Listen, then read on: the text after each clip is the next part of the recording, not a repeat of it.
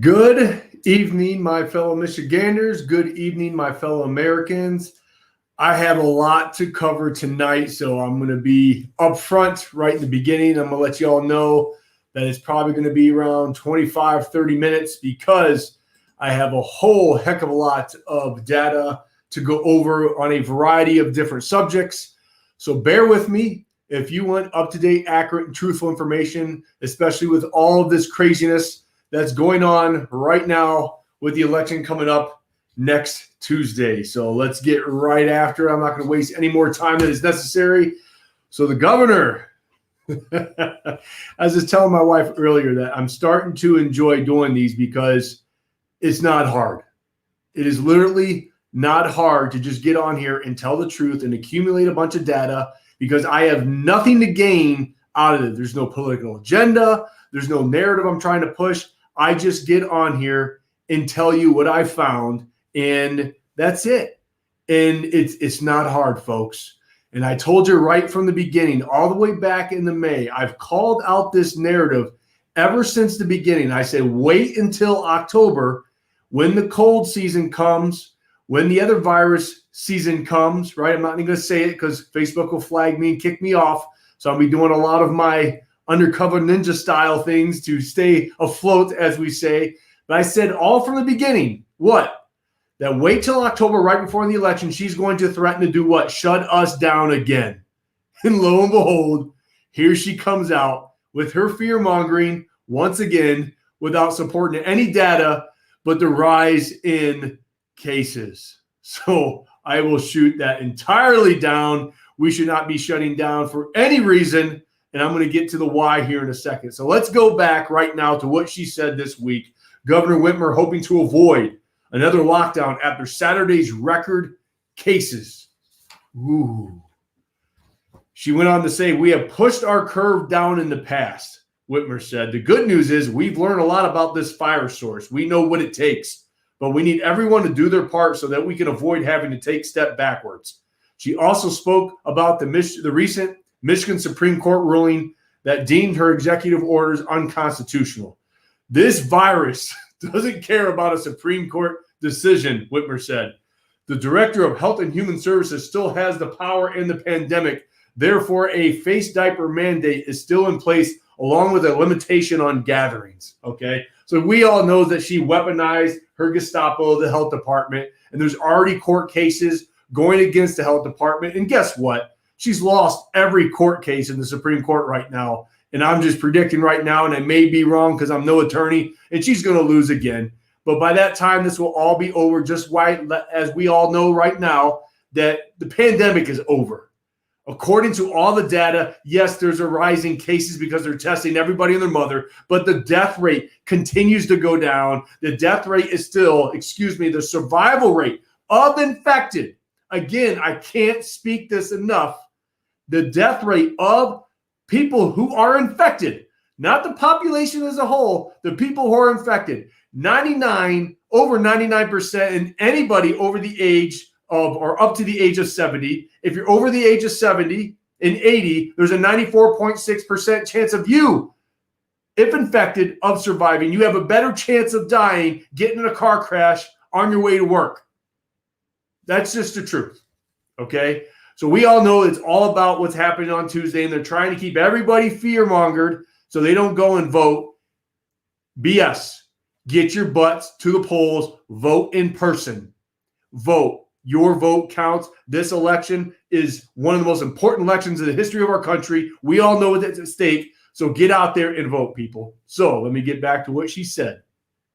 If these numbers continue to rise and our health system are under duress, let me repeat this, because this goes right along with what I'm going to talk about here in a few minutes, so bear with me. If these numbers continue to rise and our health systems are under duress, then the director will issue additional orders that could mean moving backwards, Whitmer said. That's what I'm hoping to avoid. Okay, sure you are. Another topic of concern was if she'll be willing to work with members from the opposing party on finding a permanent solution. She said it all depends on the outcome of the election day. I do think that what happens on November 3rd is going to impact how eager they will be or whether or not they're willing to work with me on this, Whitmer said. Okay, I'm calling clown show on that one. The ultimate clown, because she says whether or not they're willing to work with me. No. They were willing to work with you. They just didn't agree with you. So you threw a hissy fit and went on an outdated law that we, the people, hammered down and got the citizens petition drive done. And we're going to get that puppy off the books. So no governor, regardless of political affiliation, would ever be able to do what you did again. So yes, Governor, you have to work with them, not the other way around. They were willing to work with you, but you wouldn't budge. So you went all tyrannical on us, which you will be held accountable, because all the data continues to support what we, the people, have been saying ever since April 9th. How you like them apples?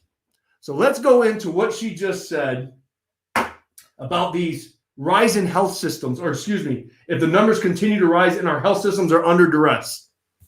Under duress. So that was the big scare tactic that you did in the beginning, right? That we wanted to flatten the curve. We didn't want to overwhelm the hospital staff. We didn't want to do that. We wanted to make sure they had all the PPE, that all the hospitals were ready to take all this influx in COVID patients, right?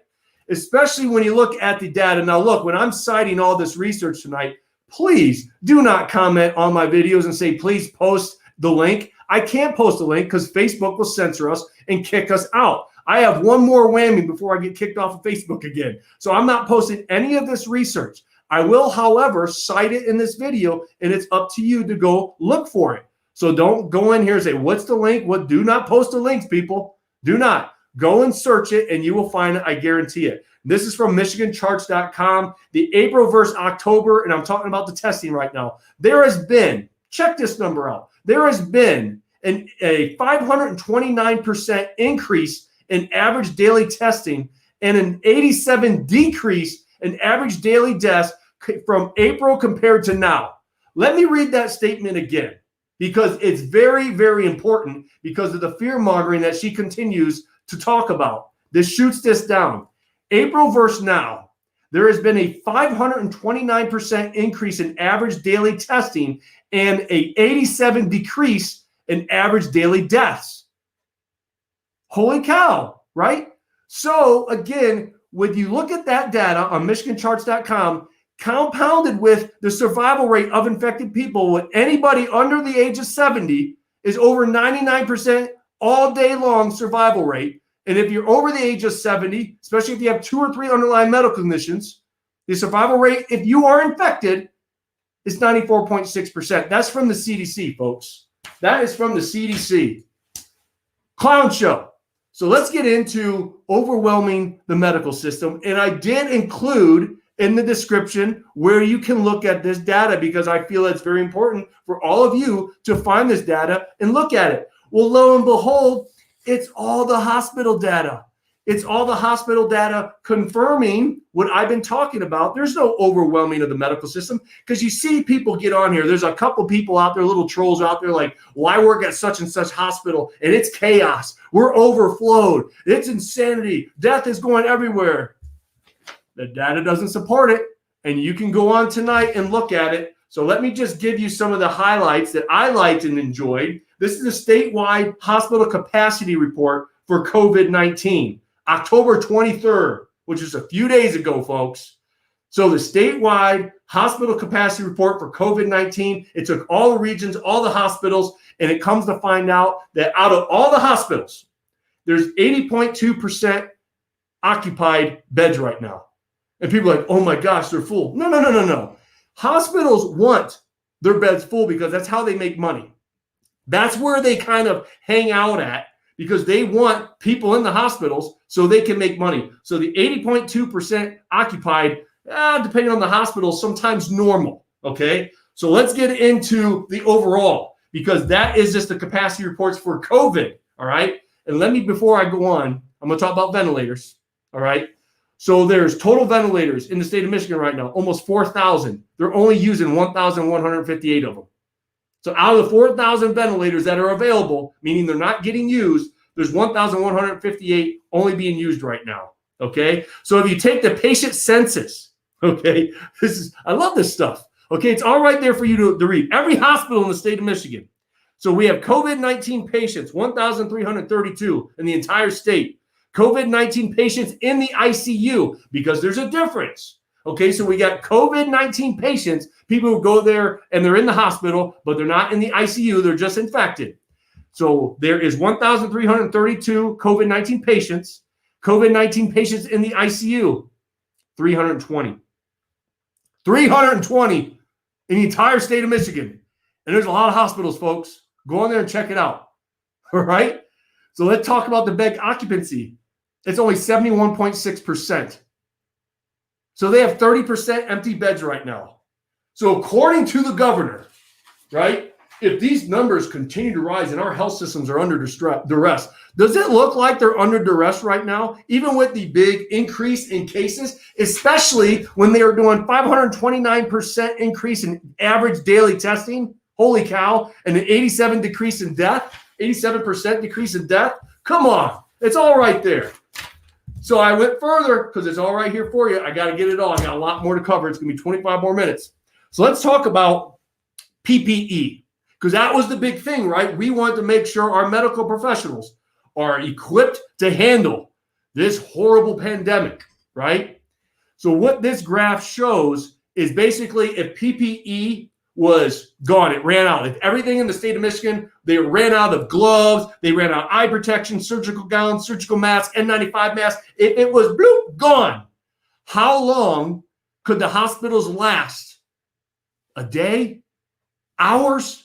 Minutes? Because when you listen to the governor with their fear-mongering, the sky is always falling. It's been falling ever since April 9th, and it's proved that Morey has said on the lie detector, that has been proven that's a lie. And I'll continue to get on here and prove that she is lying, because if it was what she thinks, we should be running out of PPE in like a day. The data is there for you. Look it up. Most of them, what I'm seeing is 21 plus days, which means if they ran out today, they would still have enough equipment to keep running for 3 weeks plus, people. All I'm reading right now, 21 plus days, 21 plus day, 15 to 21 days, 21 days, 21 plus, 21 plus, 21 plus, 21 plus, 21 plus, 21 plus, 21 plus, 21 plus. I'm going through all the hospitals. 21 plus, 21 plus, 21 plus, 21. It just keeps saying 21. Man, 21, 21, 21, 15 to 21, 21, 0 to 6 days. You get my point. That's for the N95 mask. Same thing with the surgical mask. Same thing with the surgical gowns. Same thing with the eye protection, the gloves. All 21 plus days. There are a few, well, Mid-Michigan Health, 0 to 6 days. How about you other hospitals send Mid-Michigan Health some supplies because they have 0 to 6 days. I am pretty sure that is the only one on this entire list. Oh, there's one 7 to 14 days in surgical mask, Strafe Hospital. Everything else is 21 plus days. Yeah, it seems like our medical facilities are going to be under duress. Clown show, okay? And I'm just going to give you the numbers because I thought this was pretty impressive. N95 mask, statewide hospital available PPE tracking for N95 masks. We have 2.268 million. Other respirators, 3,733. Surgical masks, 11,669,000. Eye protection, 828,525. Gowns, 1.7 million. Launderable gowns, saving money by washing, right? 51,472. Exam gloves, 52 million. Oh my goodness gracious, folks. I'm going to get on why society is following this here in a thing because it's all mental. But I just wanted to get on here right now and shoot that narrative immediately down. Our hospitals aren't going to be under duress. And we're going to talk about what God gave you to fight this thing, okay? It's not the face diaper. That's what God's darn sure. That's the first part of it. We got a lot more to cover because I want to give you a lot of information tonight because I don't know if I'm going to be on the rest of the week. Unless something catastrophic happens, I have to get on here and motivate and inspire. But I want to give you a lot of information because I want to shoot down a bunch of false truths that are going out there. And one of them being that Dr. Fauci said something about, that what killed most people were the bacterial pneumonia in the Spanish flu from wearing the face diaper. I'm going to get to what it said. He did not say that verbatim, but we're going to get to what he said. And we're going to talk about this and bacterial pneumonia and some other studies that are going on. It's the same stuff I've been talking about for the last several months, but the data comes out and continues to prove that we were right. Weird. So what I have right here from New Scientist, bacteria were the real killers in the 1918 flu pandemic, okay? And this is what Dr. Fauci said back in, I think, 2008. We agree completely that bacterial pneumonia played a major role in the mortality of the 1918 pandemic, says Anthony Fauci, director of National Institute for Allergy and Infectious Disease in Maryland, and author of another journal article out next month that comes to a similar conclusion. Don't just start raising up and saying, I told everybody he doesn't know. There's a reason why the bacterial pneumonia killed a lot more people, and I'm going to get to it in a second. This is not to say that the flu viruses do nothing. An expert on influenza bacteria co-infections at St. Jude's Children's Research Hospital in Memphis, Tennessee said, McCullough's research suggests that influenza kills cells in the respiratory tract, providing food and a home for invading bacteria. On top of this, an overstressed immune system makes it easier for the bacteria to get a foothold. So it wasn't that the bacterial pneumonia just created and that's what killed them. You got to understand, they got this flu and it weakened their immune system and made it susceptible. So when the bacterial pneumonia got into them, the bacteria got into them, it created really bad pneumonia, and that's what ended up killing them. So this is a very important kind of consistency that I want to talk about right now. Is over the past several months, nobody's been talking about doing what? Building what God gave you to fight viruses. I'm not even going to say the word anymore. I'm going to call it IS. Okay? IS is going to be code word for that thing God gave you to fight diseases. Okay? Can't say it because I'll get kicked off of Facebook. But IS, everybody out there knows what I'm talking about. So nobody's been talking about how to strengthen your IS right now, have they? They haven't been doing the common sense things like, hey, make sure you get exercises, which they closed the gym so you couldn't, right? Stay inside, don't exercise, don't socially interact with other people, right? All this fear mongering, which causes stress on your body because everybody's in a fight or flight response. This causes stress on your IS, right? On your body, which makes your body more susceptible to other things. All right. So it's not initially because remember this virus that's going on right now that's been around since April hasn't killed the amount of people that they said they were. However, I said from the beginning that the catastrophic consequences from these elected officials will do more harm than good than what this virus will do to the body. And that's what we're doing. We're allowing bodies to be unhealthy. We're allowing bodies and their IS to be more susceptible to their environment. That's the scary part. It's not this virus, it's what's coming. And if we don't start doing our due diligence and start doing the things that are going to strengthen our body by lowering the fear, stay positive, increase your nutrition, your fruits and vegetables, your antioxidants to fight against free radicals, your phytonutrients to fight against free radicals that causes inflammation in your body, all of these things that you need to do to start strengthening you and your family's bodies for what's coming. Because what's happened now in our society is we are so weak, we are so susceptible that the common flu may come in here and they have a heck of a lot more teeth than what it did in previous years. That's just truth, okay? So remember, it's what happens to the body when you make it more susceptible. So just like the Bible says, no healthy tree will bear bad fruit and no unhealthy tree will bear good fruit. Well, your body is no different. No healthy body will bear disease and no unhealthy body will bear health. So it's your job to make sure that your body's an environment of greatness so you can fight not only this virus, but many viruses and sickness in the future. Okay? That's just the chiropractor coming out of me. But it says everyone is focused exclusively on the virus, and that's probably not the best idea. All right. So why is that not the best idea when you just exclusively focus on this virus? Because there's other things that are happening right now that people need to be aware of, because what we just did to our society is we have lowered our IS, right, our system, and we're allowing our bodies and our kids' body to be more susceptible. And you're like, susceptible to what? Let's talk. Medical doctor warns that bacterial pneumonia are on the rise from face diaper wearing. So I got this from globalresearch.ca. What did I just say? What killed most of the people in the Spanish flu? Wasn't the flu. It was from their bodies getting weakened, and then bacterial pneumonia came and wiped out most of them. You don't find this research out there, folks, and I have a lot more to share with you tonight. Medical doctor warns that bacterial pneumonias are on the rise from mask wearing. Face diaper wearing. So let's talk.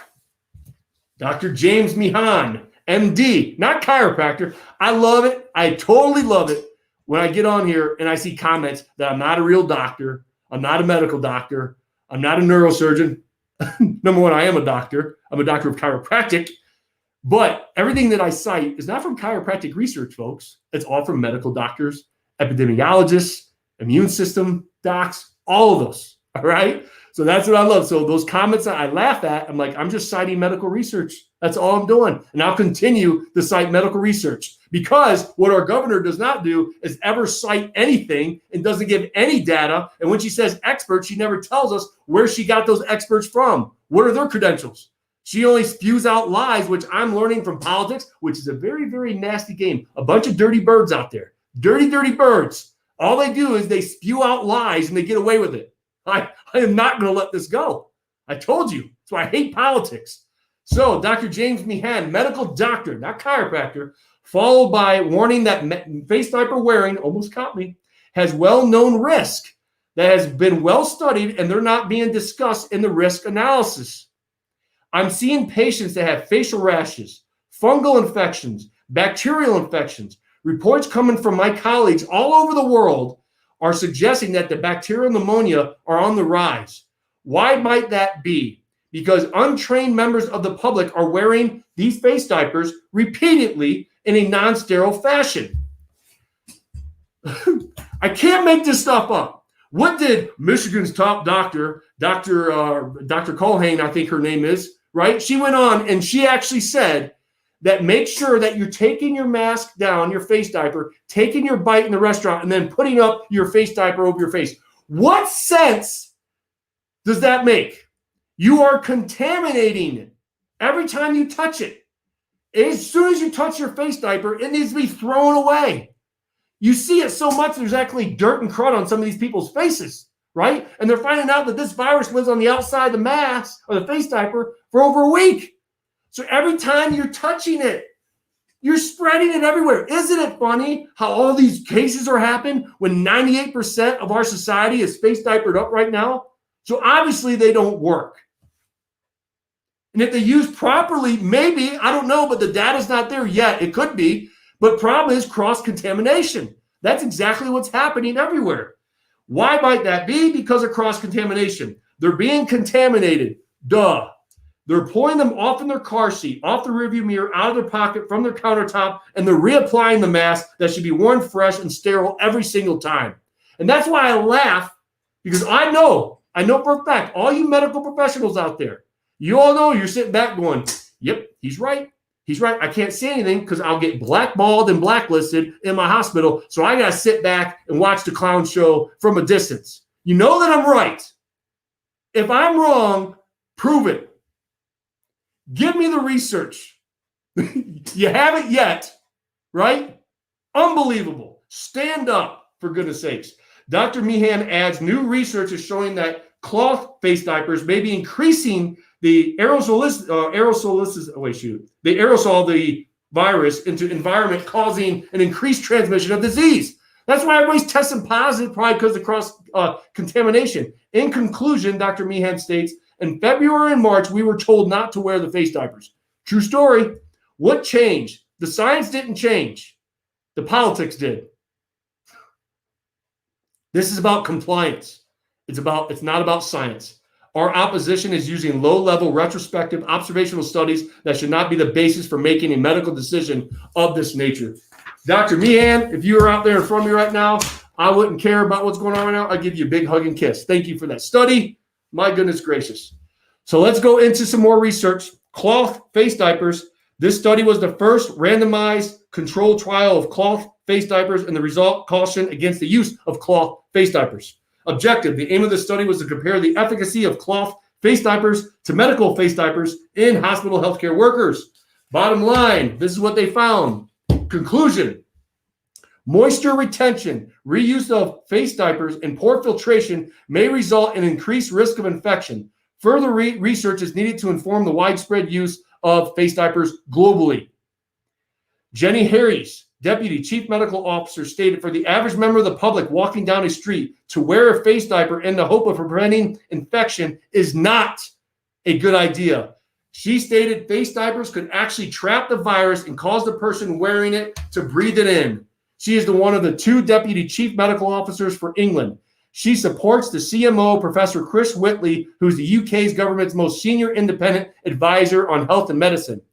Dr. Blaylock, authored and retired U.S. neurosurgeon, which means he's a whole hell of a lot more educated than me, a chiropractor. He states, by wearing a face diaper, the exhaled viruses will not be able to escape and will concentrate in the nasal passages, enter the olfactory nerves, and travel into the brain. That doesn't sound good. German neurologist and neurophysiologist Dr. Margaret Gries-Brizan, MD, who holds a PhD in pharmacology, warns of a tsunami of dementia years down the road because of oxygen deprivation from wearing face diapers today. Are you willing to risk your brain to scientifically unfounded, politically motivated mandates? That's a great question. And I'm going to repeat that for all the parents out there. Are you willing to risk your children's brains to scientifically unfounded, politically motivated mandates? The re-inhalation of our exhaled air will without a doubt create oxygen deficiency and a flooding of carbon dioxide. We know that the human brain is very sensitive to oxygen deprivation.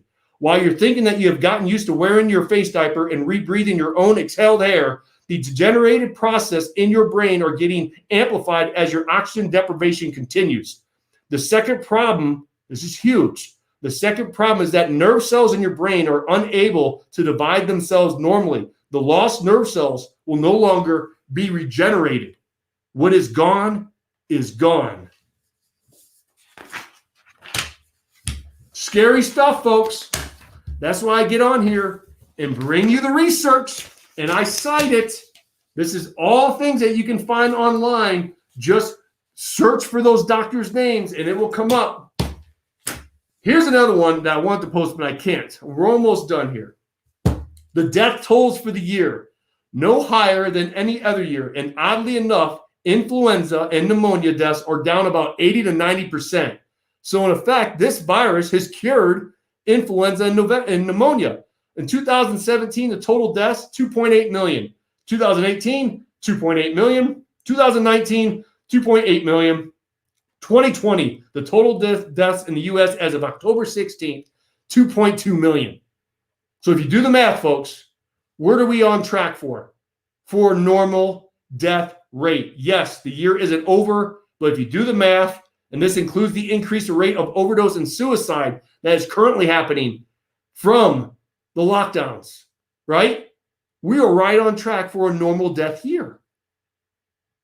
Unbelievable. It's all right there. This one I had to bleep out. This is from the CDC. Due to the ongoing pandemic, this system will suspend data collection for the 2020 and 2021 influenza season. Data from previous seasons are available on FluView Interactive. They're not going to update their system with flu, with the influenza season, 2020 to 2021. The CDC has went on record, fact check that, Facebook, and said they're not going to include that. Why is that?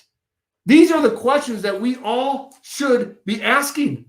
We all should be asking. And the research is out there. You have to dig, but it's out there, but it's being covered up. If you use Google, good luck, right? Because all you're going to put when you put those searches in is they're going to give you all of their fear-mongering.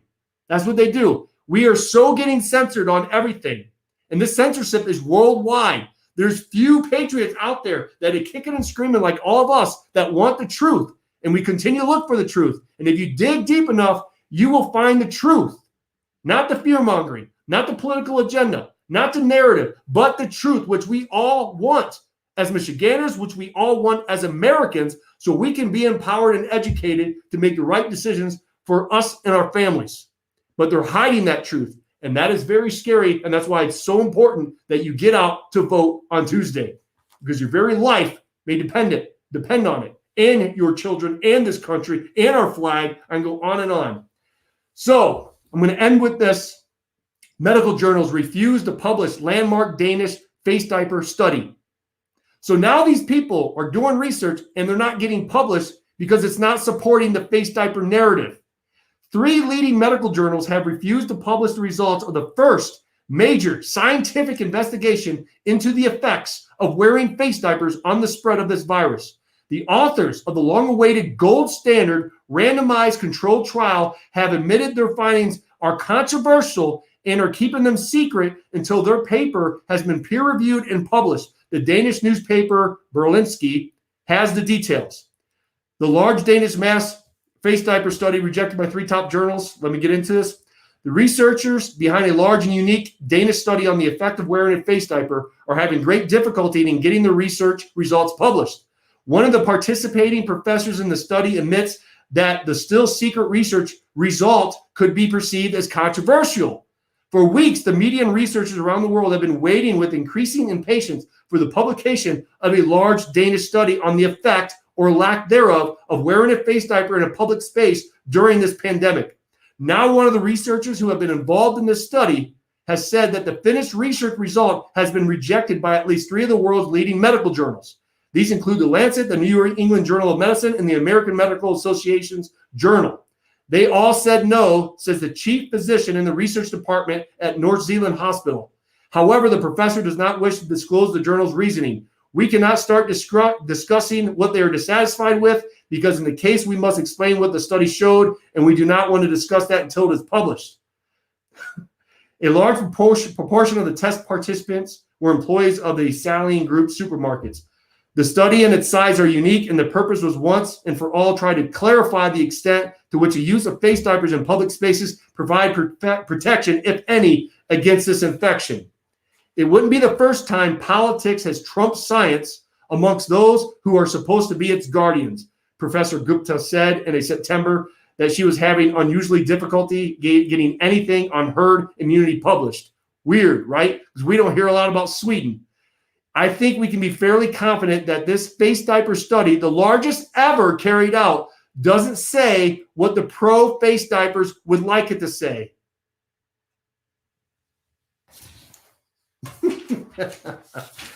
My goodness gracious, we live in a matrix. A matrix. So as we go through all of this, number one, share the heck out of this video tonight, because I don't know how long this is going to be up on Facebook. Who knows? I did have some slips tonight and said the M word along with the IS. So we'll see if it gets taken down. But I'm willing to chance it because people need to get this information. And so a lot of us wonder, like, why? Like, what's going on? Why can't people just wake up? I've said this from the beginning. Is number one, these people, the people that have bought into this narrative, this fear-mongering narrative, they want to believe, no matter how many truths that we get them. I mean, it doesn't get more truthful than that. I mean, it's all right there. It proves that all of this is a complete clown show. But you have to understand, these people have made a decision to follow through with this narrative, and they've given up a lot. They have face diapered their kids. They have face diapered our schools. They have face diapered everything. And they want to know and they want to believe that what they did was for the greater good, that they sacrificed all of this for humanity.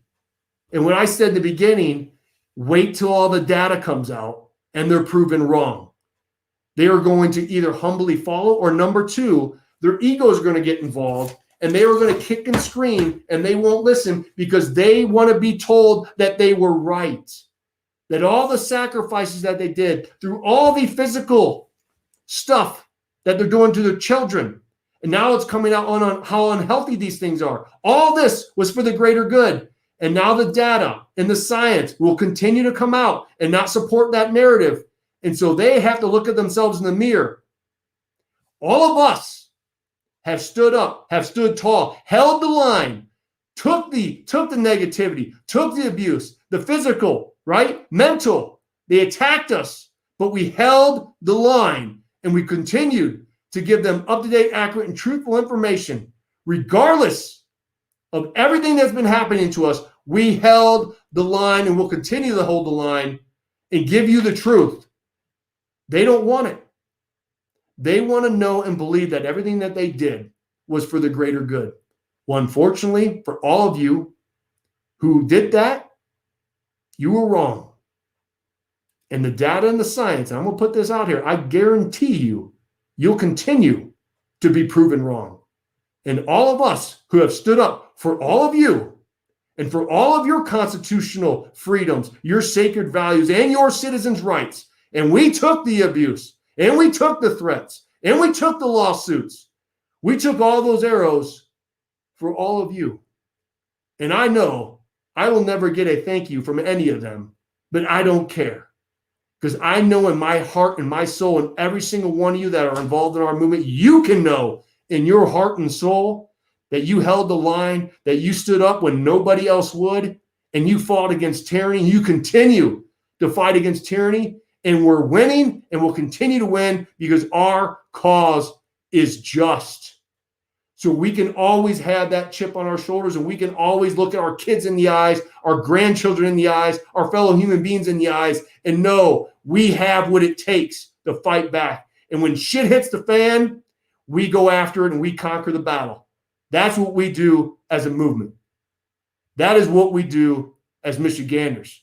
And I'm proud of every single one of you out there who have held the line with us, who have circulated the petition, who hammered down and got it done. You're not done yet, though. We're almost done. And just like Sheriff David Clark said the other day when we had him come out and speak at our dinner that we had over in Detroit, great advice.